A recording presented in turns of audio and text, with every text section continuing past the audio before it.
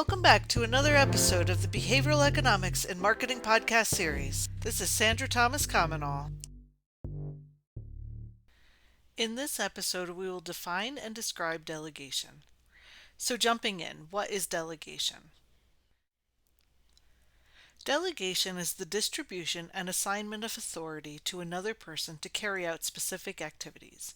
In other words, delegation is an administrative process of getting things done by others by giving them responsibility.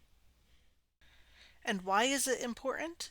Delegation is one of the core concepts of leadership. The process involves managers deciding which work they should do themselves and which work should be delegated to others for completion.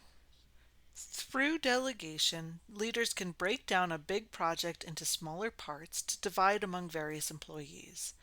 In this way, delegation is more time efficient and brings more skill sets and strengths to the table.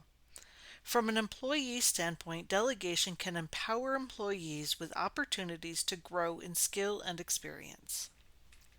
Direction of delegation.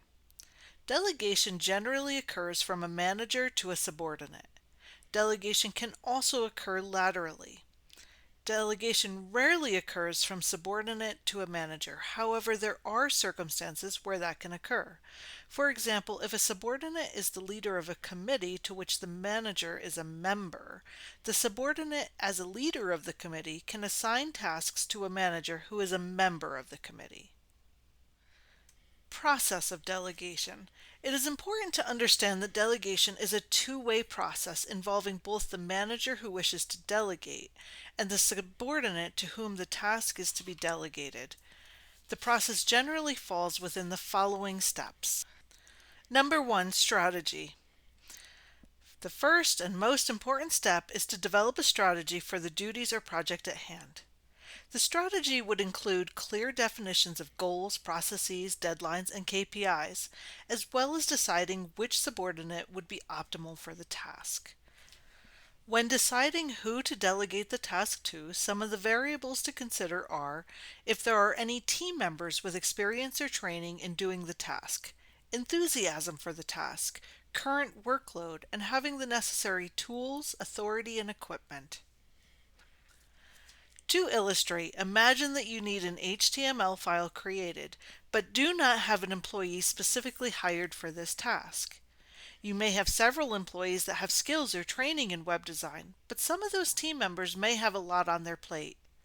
Or they may have been recently promoted to a completely different role and aren't excited about the task. And also consider which of your team members have web design software available. Deciding which team member to choose for a task can be a cumbersome step in the process. For this reason, it is important that leaders know their team. Knowing the skills and goals of their team members can make delegations of tasks easier for a leader. Number 2, allocation of duties. The delegator will need to communicate to their subordinate the task which is to be performed. If the subordinate does not have access to the necessary tools or equipment, those resources are provided at this time. Lastly, a deadline is decided upon during the allocation of duties. Number 3, delegation of authority. In some cases, authority is required in order for the subordinate to perform the task.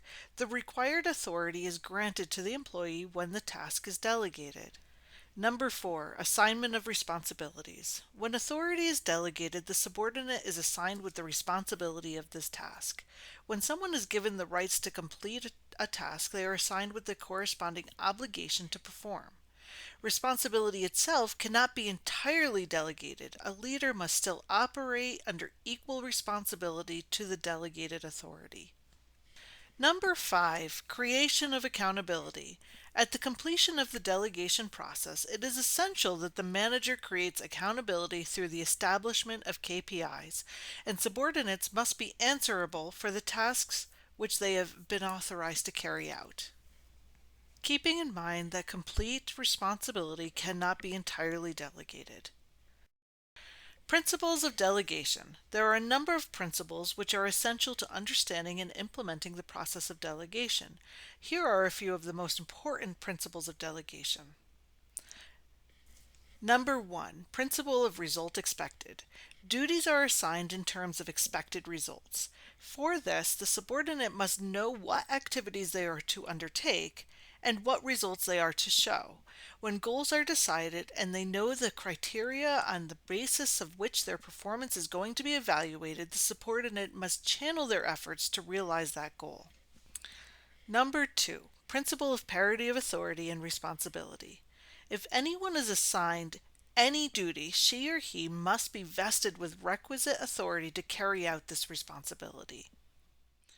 Number 3, principle of unity of command. Employees should have only one supervisor who they report to, are granted authority by, and receive orders from. This employee should be solely accountable to their direct supervisor. This is associated with increased employee efficiency and less role conflict within an organization.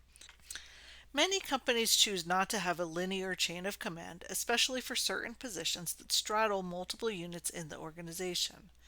For example, a lower level marketing position may be accountable to a marketing manager, sales manager, product manager, or even operations manager, depending on the industry and the position. In this case, it is still important for employees to have only one supervisor that they report to.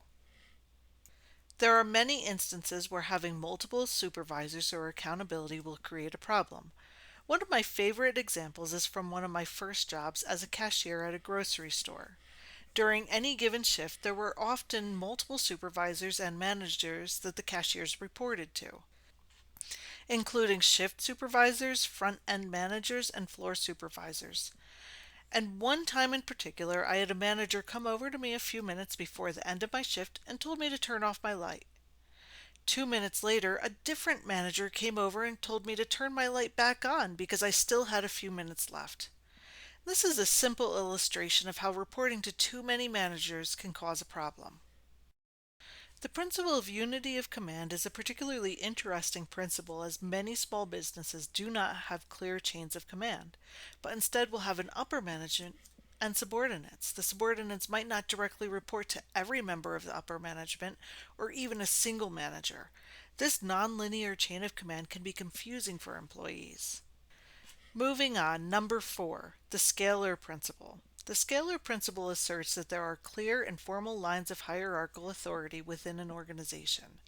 This hierarchy reflects the flow of authority and responsibility and clearly outlines to managers and subordinates who has the power to delegate authority and to whom they are answerable to.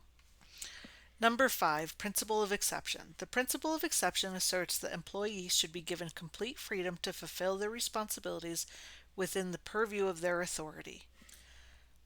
Managers should therefore refrain from interfering with the day-to-day work of their subordinates, even if minor mistakes are recognized. This level of control leads to more efficient results. In some exceptional cases, managers are able to interfere on matters deviating significantly from the norm. In this case, the authority delegated to the subordinate may even be withdrawn. Number 6, principle of delegation of authority.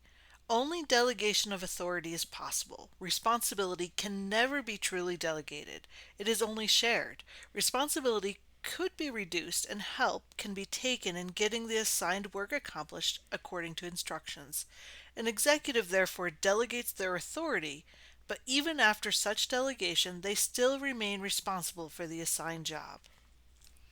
Wrapping it up, understanding how we as humans make decisions is an important part of marketing and leadership. Behavioral economics is the study of decision making and can give keen insight into employee behavior and help to shape your leadership style. In this episode, we define and discuss delegation, including the direction of delegation, the process of delegation, and the principles of delegation, such as the principle of result expected, the principle of delegation of authority, the Scalar principle, and the principle of exception. Stay tuned for the next episode where we talk about common hang-ups and pitfalls in delegation. If you are enjoying this podcast, give me a shout out, like it, share it, follow it, and review it. Also, if you enjoy my style but want to learn more about travel destinations, you are in luck. I am in the process of developing a new travel podcast, the Hub and Spoken Travel Show. If you want to be notified when it comes out, sign up for my newsletter, follow me on social media, or send me an email and let me know. Thank you for listening to another episode of Behavioral Economics and Marketing. This is Sandra Thomas-Comenole.